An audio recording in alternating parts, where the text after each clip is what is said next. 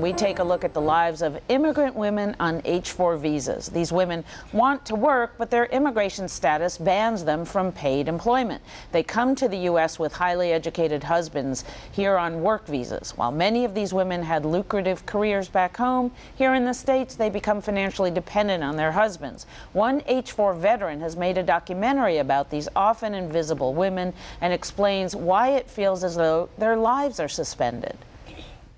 A lot of our sense of self-worth, our meaning in life comes from what we do.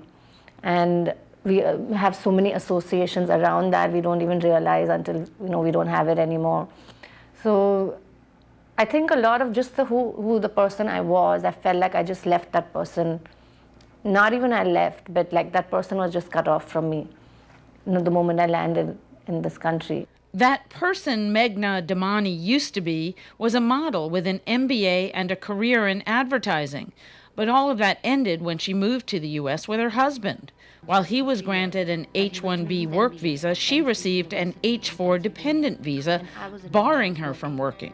She said her new status left her so depressed and isolated she contemplated suicide. You have dreams and visions for your life, and you know that this is, and being able to walk is one of the things you take for granted. So it was really like losing who you were and losing who you could become, because you're not going to become that person if you had continued, if life had continued the way it was. The minute these couples land in the U.S., they're told, your husband is here and you are here. Anything you want, you need to ask your husband for. Immigration lawyer Shivali Shah has spent the last decade representing and conducting research on women with H-4 visas. These women are not given Social Security cards or Social Security numbers, no Social Security cards. In many states, they're not allowed driver's licenses. In the states they are allowed driver's licenses, the process is very long and difficult. I mean, when we think about, what's in our own wallets, like the things that I carry in my wallet, every single thing that's in there are things that these women need to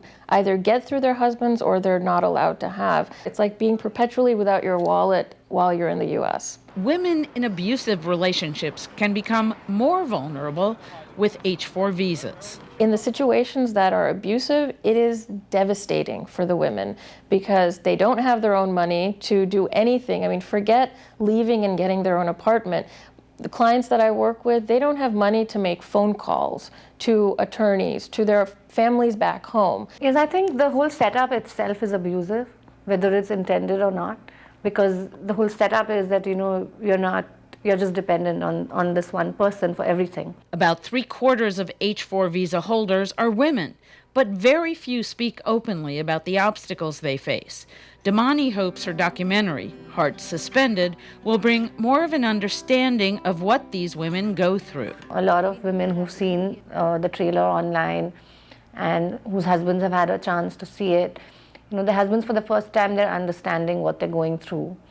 Because a lot of times, even my own husband, he felt like it's just me, complaining or me going through this, or it's just me.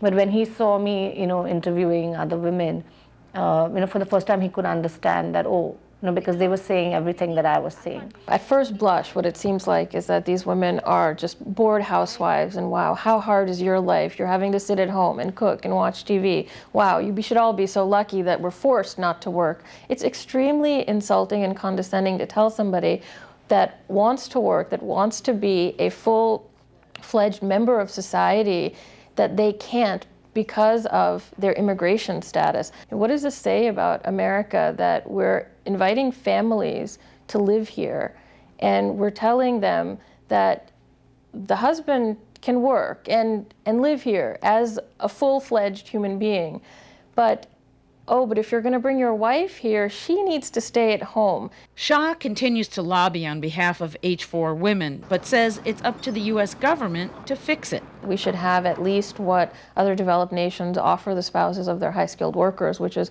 to allow them, give them work authorization.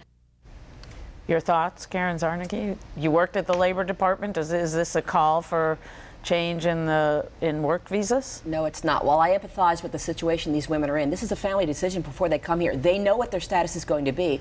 And with unemployment at 9.7% and the highest in 26 years, I don't think you're going to find a lot of policymakers wanting to make changes just to help individuals who choose to come to this country. Their husbands, predominantly husbands, get visas for 6 years, and they can then apply for a green card. They might have to wait it out 10 years, but quite frankly, I don't think that we're going to make it a 2-for-1. If one gets in, you both get in and get a well, H-1B visa. why do we even the husbands get the HB4s, right?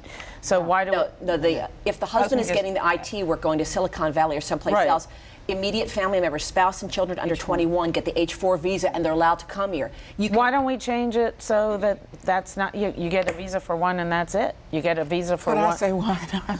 Because I want to second the emotion there. Karen, put this down. I agree with you. but you know, I greatly sympathize with these women. The feminism in me sympathizes with these women. The Congresswoman in me says, wait one moment. Look who these women are. They're almost all upper caste, if I may say so, women. These are not your average woman coming here. They have had the ability to come here and live. They made a family decision. Meanwhile, we are accommodating many legal and illegal residents from all over the United States. We give a special visa to her husband. I don't know. Then the feminism in me shouts, hey, wait a minute. Why should it be 2-for-1? We're giving a visa to him because he's applied for it and because he has a skill others do not have. Right. Who knows that she has such a skill? What is to say that she isn't competing with the 9.4 million American workers who can't find jobs? And why should we? Why should we say, you who've had every privilege in India, privilege that are denied to almost all in India, you get special treatment when you come to this country. Love you, but not that treatment. Wait your turn. Yeah, I do think it's sad that our economy and our laws can't make room for someone that's qualified, like the woman shown in that documentary, but it is not a job qualification to be married to a man who is accepted for that reason. I mean, it's just not how it goes. Well, they did say, however, in the documentary, 75% of the H4 holders are female. That means 25% are men. Right. So, which is interesting too. Well, and I think if we look at this from a legislative standpoint, there's an unintended consequence here. You know, we need some of this skilled labor to come in because we don't have it here. But Well, wait a minute, that's debatable too. well, it but- is. But I mean, those laws were made for a reason, though. Those laws were made for a reason. They didn't come out of thin air, Bonnie. Well, you know? didn't they? Yeah, but they were made for the reason that Bill Gates decided he wanted cheaper labor. No. That's you know, it's really far more complicated. It's far more than this. complicated We than that. cannot find workers We can't at find the them here. skill level that they are in India. I can tell you that, even though we have lots of IT workers, these people are the creme de la creme. But there is an issue here: discrimination and abuse. Yes. That's separate from whether or not I should be able to work just like everybody else. And if I could interject, I think we have an unintended consequence here. This legislation was created to make sure that our nation could remain globally competitive and have the best labor that's out there in the world over here doing stuff for us now. As the sister-in-law of a former computer programmer who kept getting I'm married to one. kept getting losing jobs to outsourcing in India and finally couldn't find work, even though there's so much of it that we can't find people here. I beg to differ in terms of But again, the unintended consequence is we have this legislation, we have it. These women are in abusive, potentially abusive situations. There's something we have to deal with. At least let them have some sort of ID, some sort of flexibility. for temporary work or something. Yes. That's it for this edition of To the Contrary.